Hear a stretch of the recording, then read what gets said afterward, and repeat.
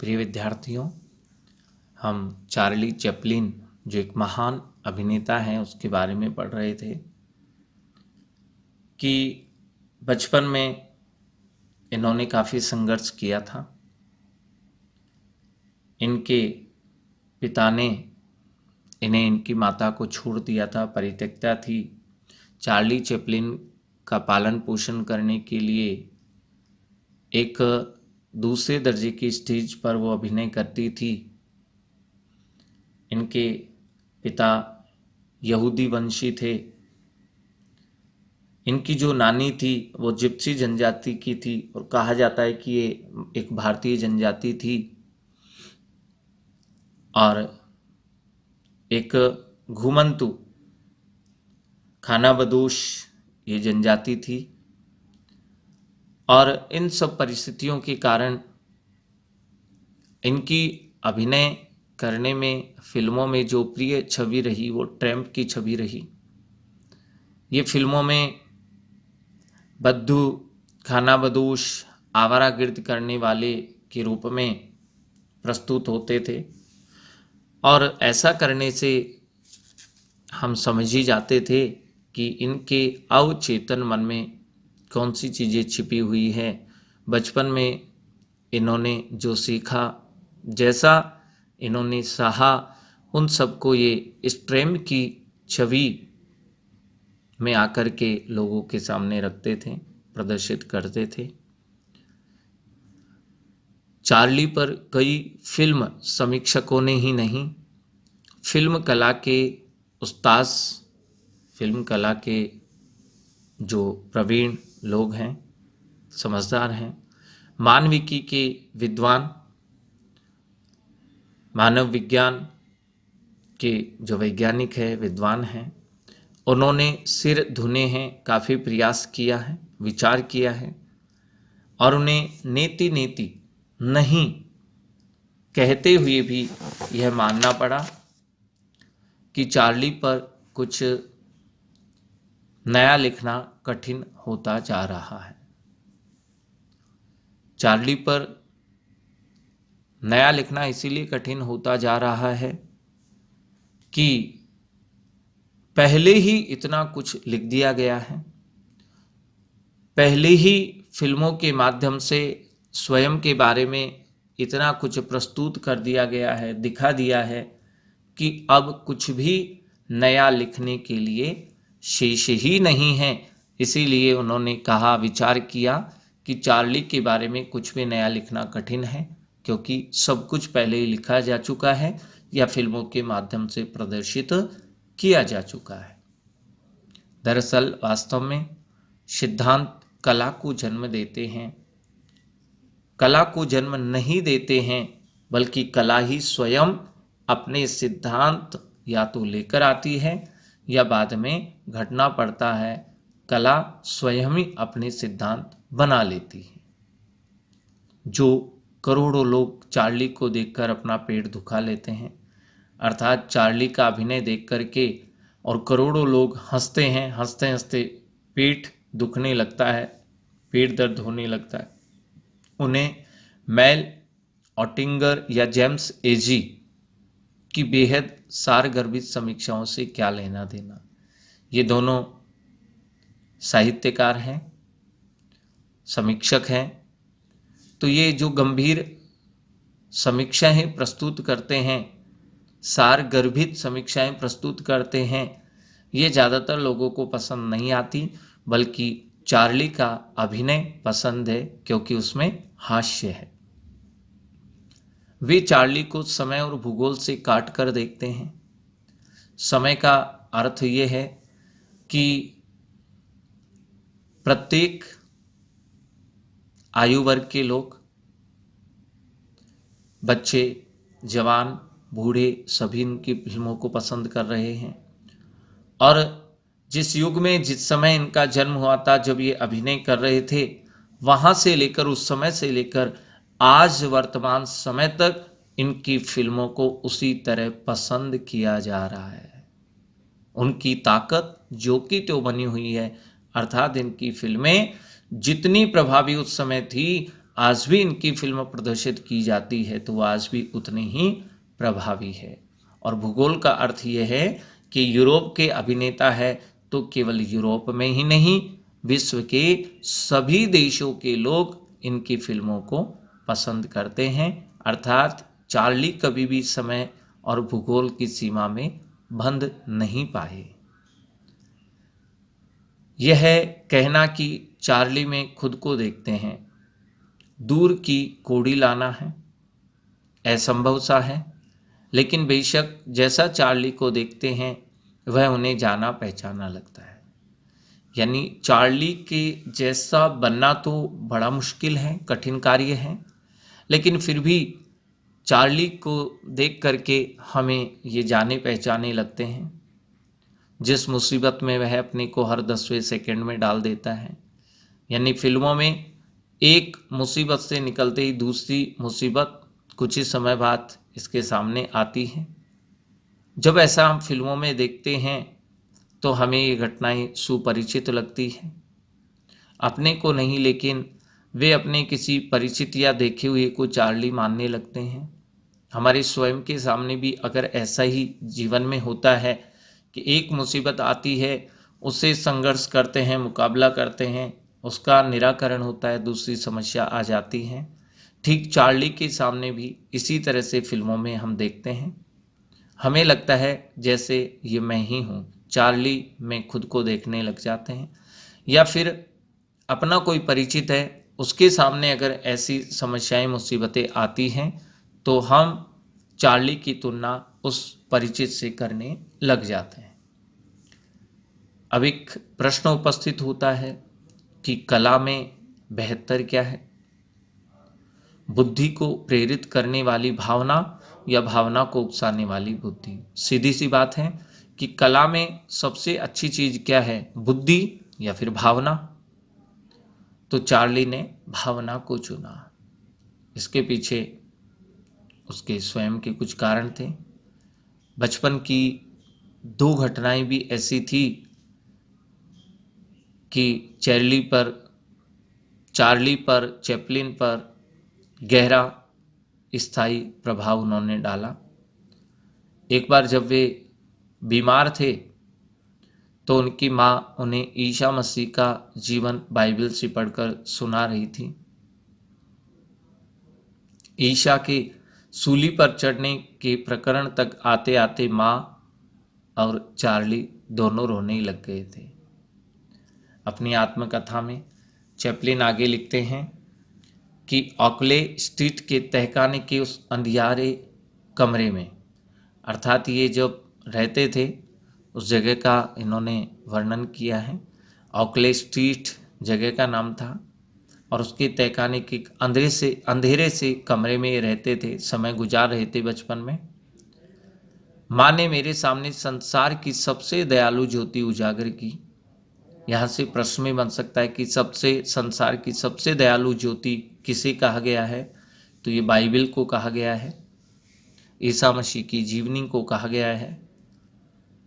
तो वहाँ पर जब माँ ने बाइबल से ईसा मसीह की जीवनी सुनाई, जिसने साहित्य और नाट्य को उनके महानतम और समृद्धम विषय दिए हैं, अर्थात इस बाइबल से, ईसा मसीह की जीवनी से इन्होंने 3 बातें अपने जीवन में ग्रहण की: स्नेह, करुणा और मानवता।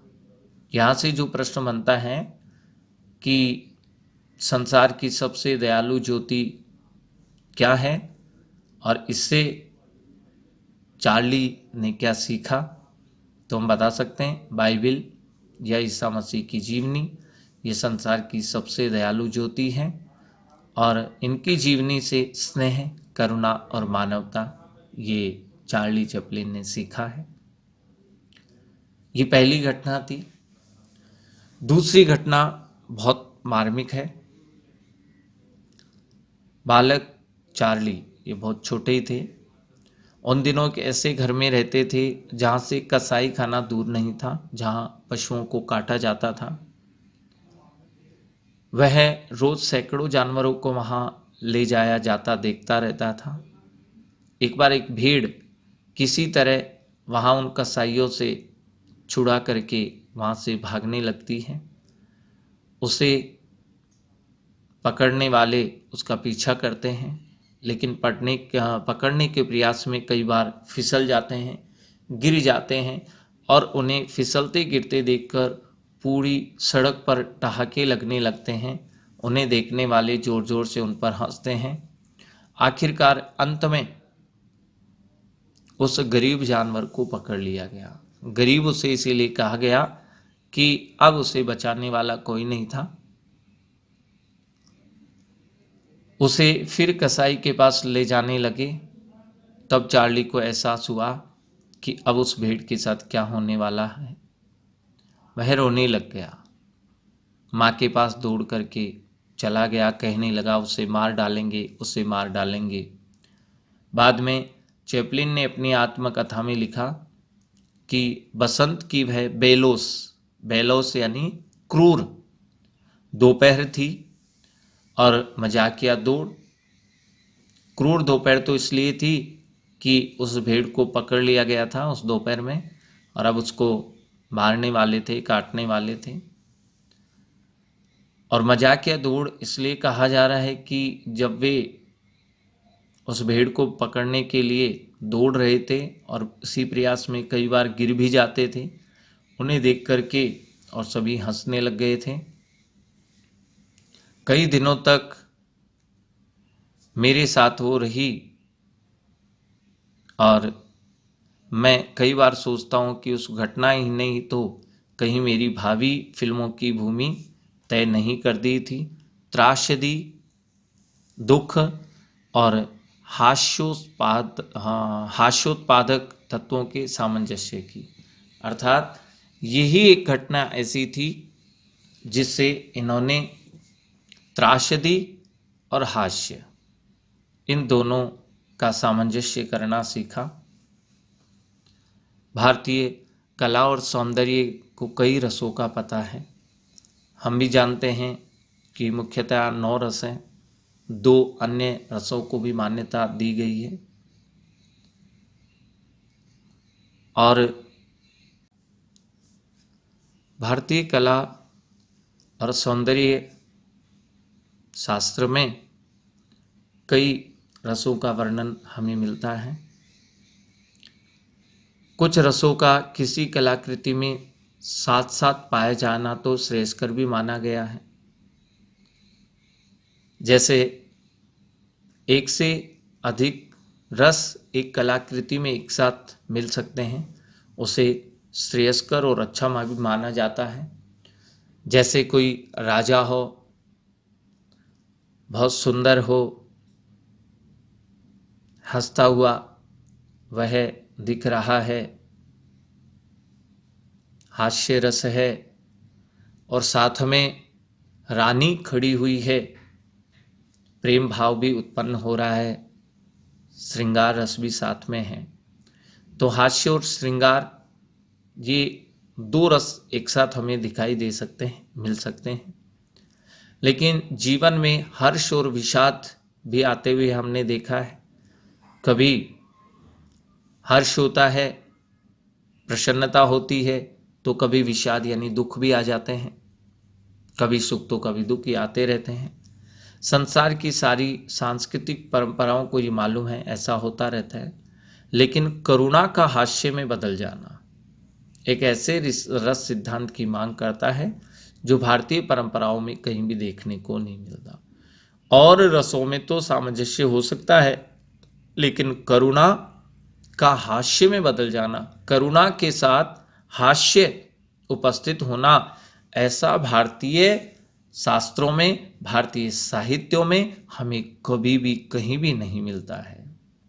रामायण तथा महाभारत में जो हास्य है वो दूसरों पर किया गया है और अधिकांशतः वह पर संताप से प्रेरित है, दूसरों को पीड़ित करके, दूसरों को सता करके और फिर हास्य उत्पन्न किया गया है।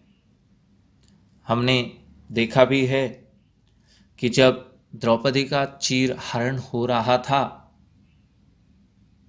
द्रौपदी का अपमान हो रहा था और ऐसा करके वहाँ उपस्थित सभी लोग, विशेषकर कौरव, ये हंस रहे थे।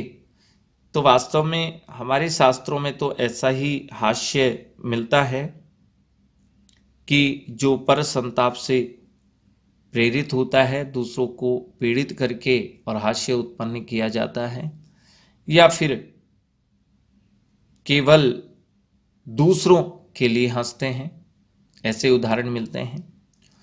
जो करुणा है वह अक्सर सद व्यक्तियों के लिए है। हमारे शास्त्रों में, हमारी कथाओं में जो करुणा की गई है, करुणा का भाव रखा गया है, वह अक्सर अधिकांशतः हम देखते हैं अच्छे व्यक्तियों के लिए ही करुणा के भाव है। कभी कभार लेकिन दुष्टों के लिए भी करुणा उमड़ ही आती है। संस्कृत नाटकों में जो विदूषक है, हास्य उत्पन्न करने वाले पात्र को विदूषक कहा जाता है। वह राज व्यक्तियों से कुछ बदतमीजियां अवश्य करता है, किंतु करुणा और हास्य का सामंजस्य उसमें भी हमें नहीं मिल सकता है। अपने ऊपर हंसने और दूसरों में भी वैसा ही मादा पैदा करने की शक्ति भारतीय विदूषक में कुछ कम ही नजर आती है। भारतीयों में ऐसा नजर ही नहीं आता है। करुणा और हास्य का सामंजस्य कहीं भी नहीं मिलता है। इसलिए भारत में चैपलिन के इतने व्यापक स्वीकार का एक अलग सौंदर्य शास्त्रीय महत्व तो है ही, क्योंकि ये कला भारत में कहीं दिखाई नहीं देती है। तो इसीलिए हमने चैपलिन को स्वीकार किया कि हास्य और करुणा का सामंजस्य है, वो हम उससे ग्रहण करें। भारतीय जनमानस पर उसने जो प्रभाव डाला उसका पर्याप्त मूल्यांकन अभी होने को है, अर्थात हो नहीं पाया है। हास्य कब करुणा में बदल जाएगा और करुणा कब हास्य में परिवर्तित हो जाएगी, इससे भारतीय पारंपरिक या सैद्धांतिक रूप से अपरिचित है। जनता ने उस फिनोमेनन को, उस तथ्य को इस प्रकार स्वीकार किया जैसे बतख पानी को स्वीकारती है। अर्थात हास्य के साथ करुणा का सामंजस्य करना ये हमारे पास नहीं था। भारतीय जनता इससे अपरिचित थी, और जब हास्य के साथ करुणा का सामंजस्य करना जब चार्ली चैपलिन ने सिखाया, तो हमने इस फिनोमेनन को, हमने इस तथ्य को स्वीकार कर लिया। जैसे बतख पानी को स्वीकार कर लेती है, उसी प्रकार हमने भी इस फिनोमेनन को, इस तथ्य को स्वीकार कर लिया। यहाँ फिनोमेनन कहा गया है हास्य का और करुणा का सामंजस्य होना। किसी विदेशी कला सिद्धांत को इतने स्वाभाविक रूप से पचाने से अलग ही प्रश्न खड़े हो जाते हैं। ये एक विदेशी कला सिद्धांत था। ये यूरोप के अभिनेता थे, अंग्रेज अभिनेता थे, और इनके इस कला सिद्धांत को हमने स्वाभाविक रूप से स्वीकार कर लिया, तो इससे भी बहुत सारे प्रश्न खड़े होते हैं और अंशतः एक तरह की कला की सार्वजनिकता को ही रेखांकित करते हैं। वास्तव में एक नए प्रकार की कला है, इसको ही रेखांकित ये बात करती है कि हमने उस तथ्य को आसानी से स्वीकार कर लिया, अपना लिया। किसी भी समाज में इन्हें गिने लोग, बहुत कम लोग, अमिताभ बच्चन या दिलीप कुमार कहकर ताना दिया जाता है। बहुत कम लोगों को इन महान अभिनेताओं के नाम से संबोधित किया जाता है, लेकिन किसी भी व्यक्ति को परिस्थितियों का औचित्य देखते हुए चार्ली या फिर जॉनी वॉकर कह दिया जाता है। हर किसी व्यक्ति को हम जानते हैं कि जैसे ही कोई परिस्थिति उत्पन्न हुई तो चार्ली या जॉनी वॉकर हम कहकर उसे पुकारते हैं। क्यों? ये हास्य अभिनेता है और जीवन में ऐसा हास्य का मौका आता ही रहता है। बार बार हम इनके नाम से उन्हें संबोधित कर देते हैं। यह स्वयं एक स्वीकारोक्ति है, स्वीकार करने योग्य उक्ति है, बात है कि हमारे बीच नायक तो बहुत कम है। जबकि हर व्यक्ति दूसरे को कभी ना कभी विदूषक समझता है, लेकिन हास्य उत्पन्न करने वाले जो पात्र हैं ये हमें बहुत सारे मिल जाएंगे और जीवन में कभी ना कभी हास्य करने का मौका मिलता ही, अवसर मिलता ही रहता है। दरअसल वास्तव में मनुष्य स्वयं ईश्वर या नियति का विदूषक, क्लाउन, जोकर या साइड किक है। इन सभी का अर्थ एक ही है, हास्य उत्पन्न करने वाले। यह अकारण नहीं कि महात्मा गांधी से चार्ली चैपलिन का खासा पुट था, अच्छा घनिष्ठ संबंध था। गांधी और नेहरू दोनों ने कभी चार्ली का सानिध्य यानी साथ चाहा था। क्यों चाहा था?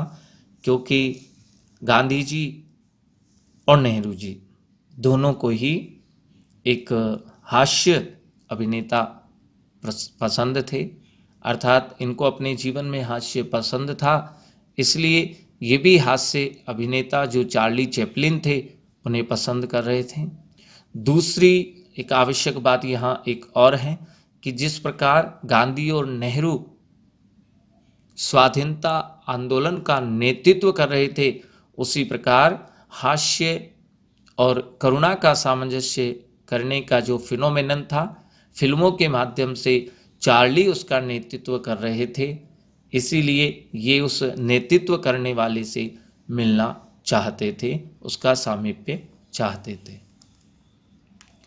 चार्ली के नितांत अभारतीय सौंदर्य शास्त्र की इतनी व्यापक स्वीकृति देख करके राज कपूर ने भारतीय फिल्मों का एक सबसे बड़ा और साहसिक प्रयोग किया। अर्थात जब ये देखा गया कि चार्ली भारतीय है, फिर भी इसके फिनोमेनन को हास्य के साथ करुणा का सामंजस्य जो ये करते हैं वो भारतीय लोगों ने स्वीकार कर लिया है, तो उन्होंने राज कपूर ने एक साहसिक प्रयोग किया कि आवारा दी ट्रैम्प, ये दी ट्रैम्प फिल्म थी चार्ली चैपलिन की, इस फिल्म का शब्दानुवाद कर लिया। इस फिल्म का इन्होंने रूपांतरण कर लिया, हिंदी फिल्म आवारा के नाम से बना दी। जो चार्ली चैपलिन की फिल्म थी दी ट्रैम्प, उसका अनुवाद करके और राज कपूर ने आवारा फिल्म बना दी। चार्ली का ये भारतीयकरण था, इसे चार्ली का भारतीयकरण कहा गया है क्योंकि चार्ली की फिल्म थी और राज कपूर ने इसका अनुवाद करके आवारा फिल्म बना दी, इसे चार्ली का भारतीयकरण कहा गया। वह अच्छा ही था कि राज कपूर ने चैपलिन की नकल करने के आरोप की परवाह नहीं की। राज कपूर ने ये विचार नहीं किया कि मैंने चैपलिन की फिल्म की नकल की है, चैपलिन के अभिनय की नकल की है, तो लोग मुझे क्या कहेंगे, इसकी कोई परवाह नहीं की। राज कपूर के आवारा, श्री 420 के पहले फिल्मी नायकों पर हंसने की और स्वयं नायकों के अपने ऊपर हंसने की परंपरा ही नहीं थी। इन दो फिल्मों के पहले कभी कोई ऐसी फिल्म नहीं आई थी जिसमें फिल्मी नायक पर कोई हंसे या स्वयं नायक अपने लिए हंसे। ऐसा भारतीय परंपरा में, फिल्म परंपरा में हमें दिखाई नहीं देता था। 1953 से 57 के बीच जब चैपलिन अपनी गैर ट्रैम्प नुमा अंतिम फिल्में बना रहे थे, अर्थात ट्रैम्प नुमा फिल्में ये ज़्यादा बनाते थे, लेकिन अब जब इनका अंतिम समय चल रहा था, अंतिम फिल्में ये जो बना रहे थे, तो अब गैर ट्रैम्प नुमा फिल्में भी बना रहे थे। लेकिन इसी समय यहाँ भारत में राज कपूर थे जो चैपलिन का युवा अवतार ले रहे थे, ये ट्रैम्प नुमा फिल्में बना रहे थे।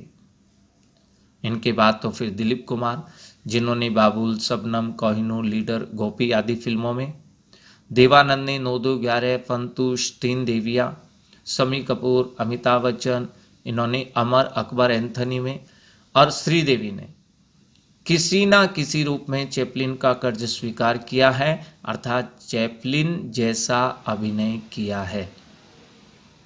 बुढ़ापे में जब अर्जुन अपनी दिवंगत मित्र कृष्ण की पत्नियों को डाकुओं से नहीं बचा सके तो हवा में ही तीर चलाते रहे। यह दृश्य करुण और हास्योत्पादक था। करुण तो इसलिए कि बुढ़ापे के कारण बचा नहीं पाए, और हास्योत्पादक इसलिए कि हवा में तीर चला रहे हैं। किंतु महाभारत में सिर्फ उसकी त्रासद यानी करुणा रूपी व्याख्या ही स्वीकार की गई है। आज फिल्मों में किसी नायक को झाड़ुओं से पिटता भी दिखाया जा सकता है, लेकिन हर बार हमें चार्ली की ऐसी फजीहतें याद आती हैं कि ऐसा चार्ली के साथ ही होता था, और ये बिल्कुल चार्ली जैसा ही अभिनय प्रस्तुत किया जा रहा है। चार्ली की अधिकांश फिल्में हैं भाषा का इस्तेमाल नहीं करती है, अर्थात इनकी अधिकांश फिल्में मूक है, जिन्होंने मूक अभिनय को प्रस्तुत किया। उन्हें ज़्यादा से ज़्यादा मानवीय होना पड़ा। इसीलिए मानवीय होना पड़ा कि इन्होंने भाषा का इस्तेमाल नहीं किया, मूक अभिनय किया। और जो मूक अभिनय करते हैं तो उन्हें ज़्यादा से ज़्यादा मानवीय होना पड़ता है, क्योंकि अपने चेहरे और हाव भाव पर वे सारे संवेग, वे सारे भाव इन्हें उत्पन्न करने पड़ते हैं, बनाने पड़ते हैं। सहवाक यानी बोलती हुई चित्रपट यानी फिल्मों पर तो बड़े बड़े कॉमेडियंस हुए हैं, बहुत सारे हास्य अभिनेता हो गए बोलती फिल्मों में तो, लेकिन वे चैपलिन की सार्वभौमिकता तक क्यों नहीं पहुंच पाए, इसकी अभी पड़ताल होने को बाकी है, शेष है। चार्ली का चिर युवा होना, लंबे समय तक वो युवा नजर आते थे। बच्चों जैसा दिखना एक विशेषता तो है ही, सबसे बड़ी विशेषता तो यह है कि वे किसी भी संस्कृति को विदेशी नहीं लगते हैं। सभी संस्कृतियों को वो अपने ही लगते हैं। ये चार्ली की सबसे बड़ी विशेषता है।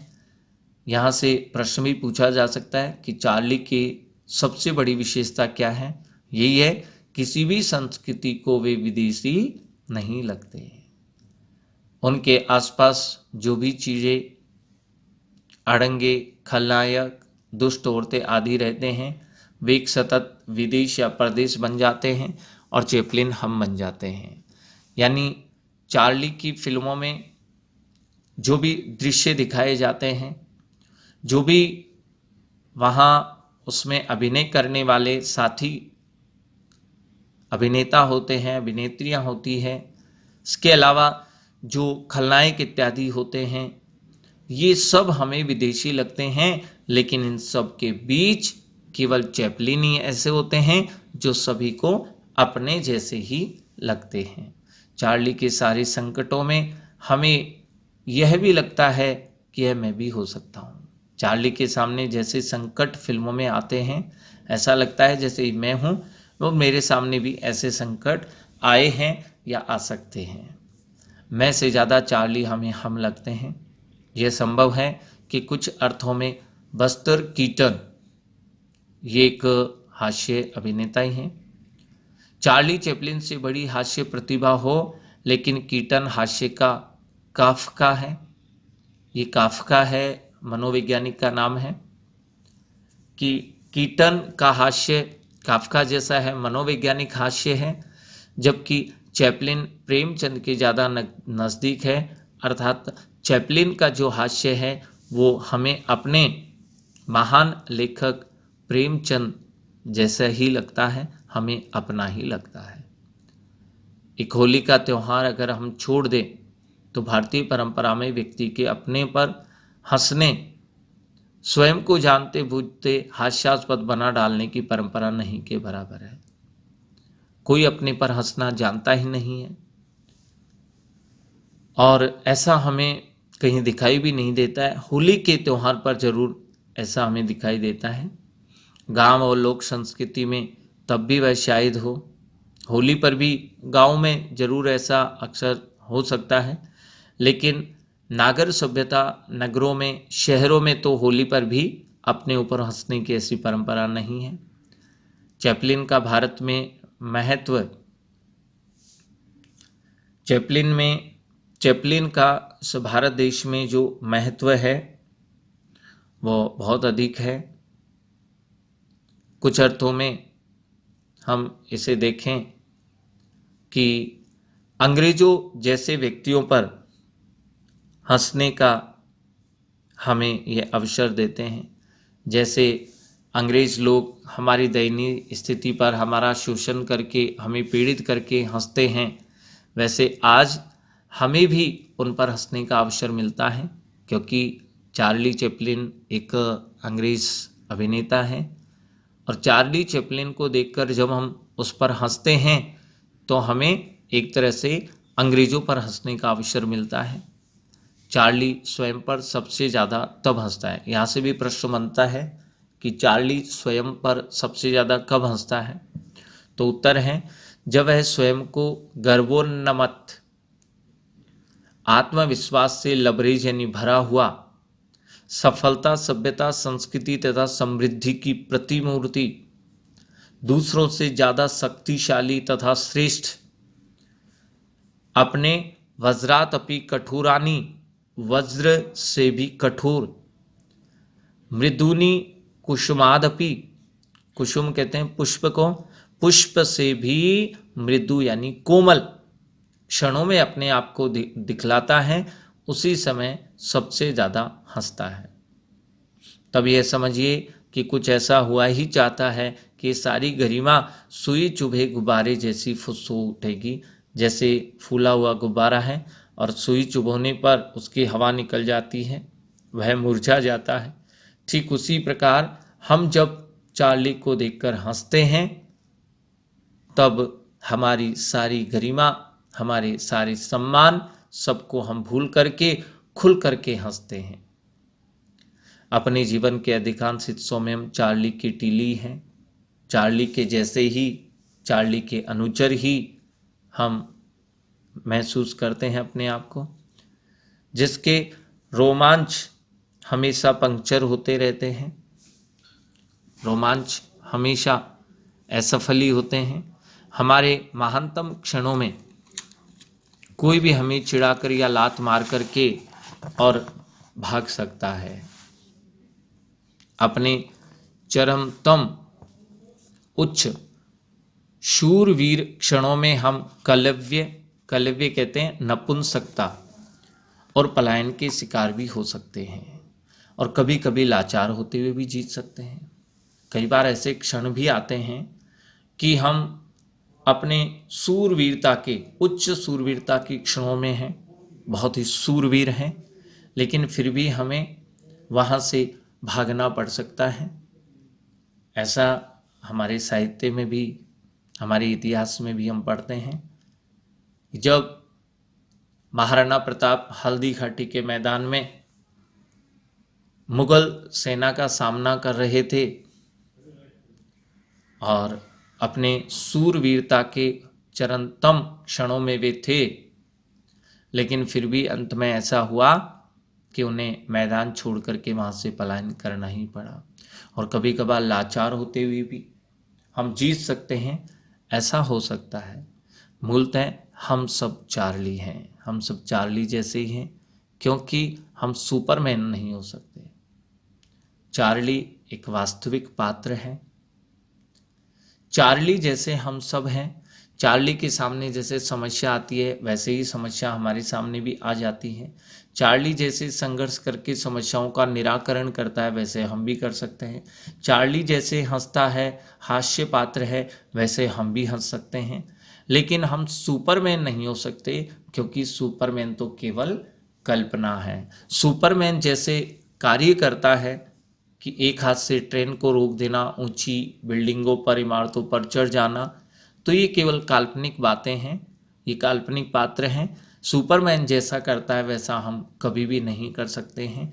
इसलिए हम सुपरमैन तो नहीं हो सकते, हम चार्ली हो सकते हैं कि चार्ली जैसा अभिनय कर सकते हैं, चार्ली जैसे समस्याओं से हम संघर्ष करते हैं, चार्ली जैसे हम हास्य भी कर सकते हैं। तो हम सब चार्ली तो हैं, लेकिन सुपरमैन नहीं।